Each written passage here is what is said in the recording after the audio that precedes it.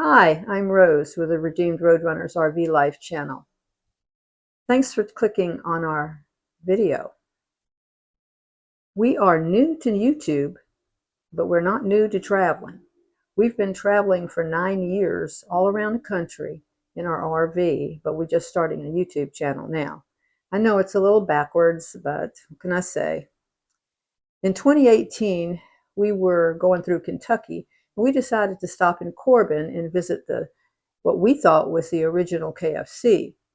But it is not the original KFC. It is the place where Colonel Sanders created his recipe and the idea for the chicken, and where he started selling it in his cafe then called the Sanders Cafe.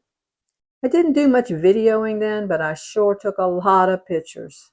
And what I did with them is created a slideshow for you to see, which is my opinion is a little better anyway, because you can kind of focus on what you're seeing and see it a little better than a quick fly through in a video. So I hope you'll enjoy it. Arlen David Sanders was born September the 9th, 1890 in Indiana. When he was 6, his father died, and he became responsible for feeding and taking care of his younger brother and sister while his mother worked 2 jobs. At age 10, he would hold down numerous jobs. As a young man, Sanders toiled as a farmhand, a streetcar conductor, and worked for the railroad companies. He studied law by correspondence and practiced in justice of peace courts until a courtroom brawl with a client ended his legal career. It was said he had a temper. He operated a steamboat ferry, sold life insurance, and car tires. He came to Corbin in 1930 and started pumping gas.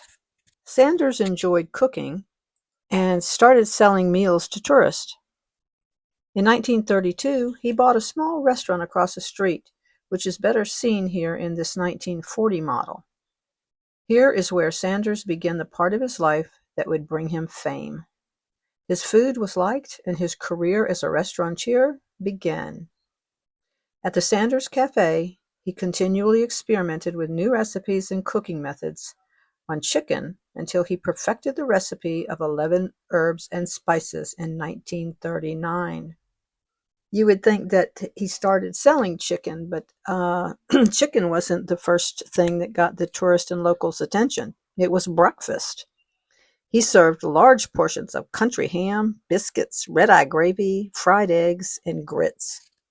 The menu stated that it was not worth the $1.70 cost, but that it was mighty good. This is what the building looked like when we visited in 2018. I think it had been renovated again since we were there. It's well worth the trip. It is still called Sanders Cafe. It serves chicken and holds a lot of memorabilia from the early days. And it is listed on the National Register of Historic Places.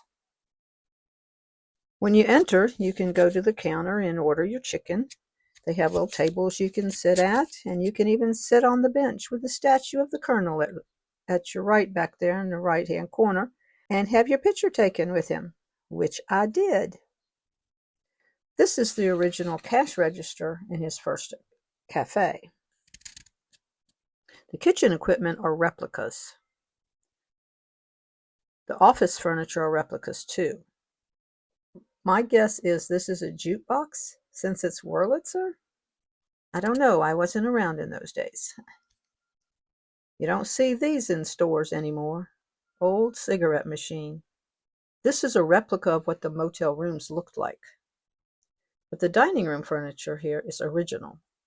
Here's a highway advertising sign and a weather vane.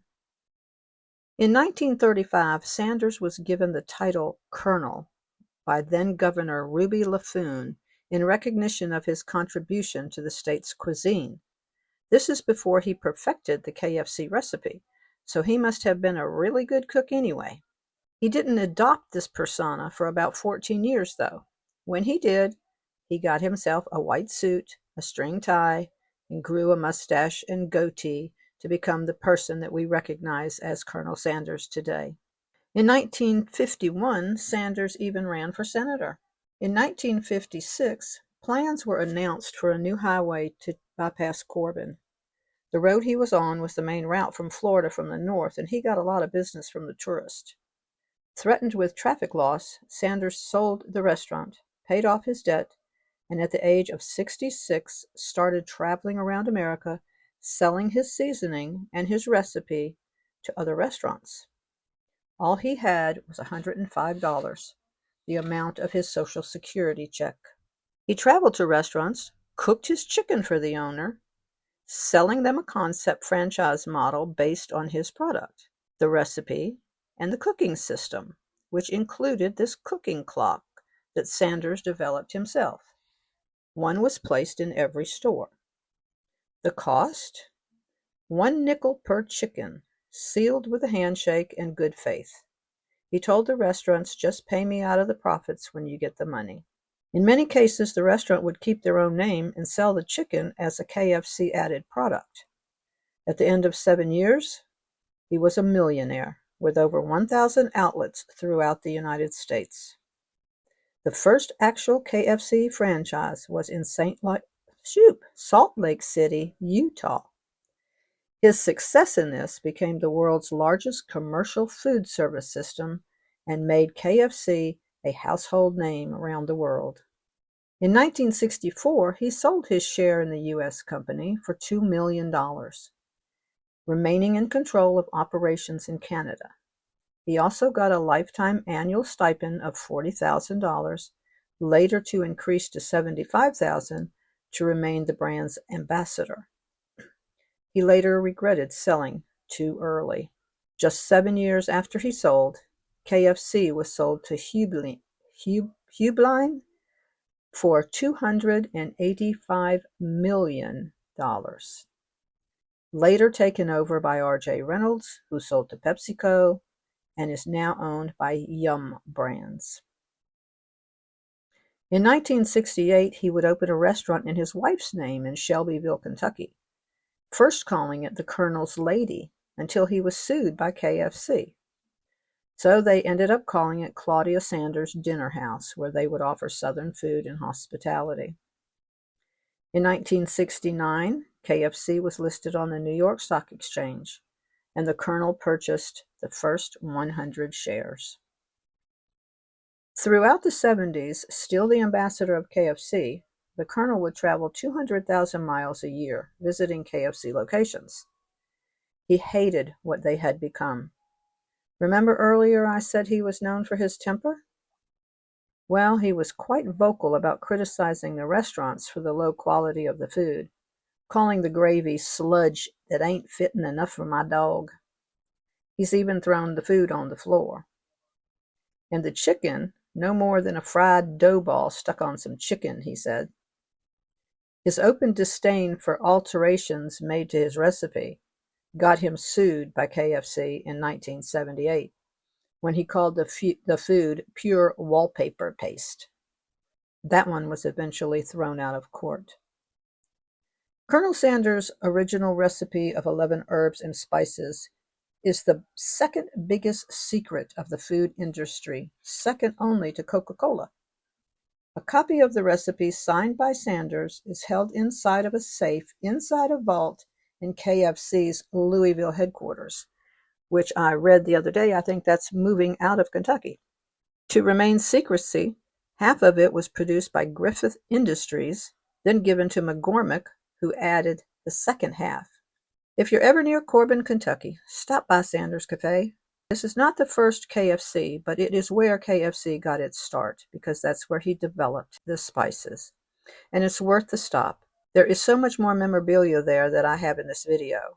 There is also a little park called Sanders Park, where you can see the Colonel in bronze. Harlan Sanders died at 90 years old on December 16, 1980, from leukemia and pneumonia. His net worth was $3.5 million. On his marker, founder of the Kentucky Fried Chicken Empire. All this just made me think, if he thought the food tasted like wallpaper paste in the 70s when we were gobbling it up, I sure would have loved to have had a piece of his chicken that he had cooked. Again, thank you for watching. We're new here on YouTube. We're not the best creators in the world. We're not the best videographers in the world. I'm not the best talker in the world, but I'm trying. We started this channel after we've been traveling the whole United States for 9 years, as I said in the beginning.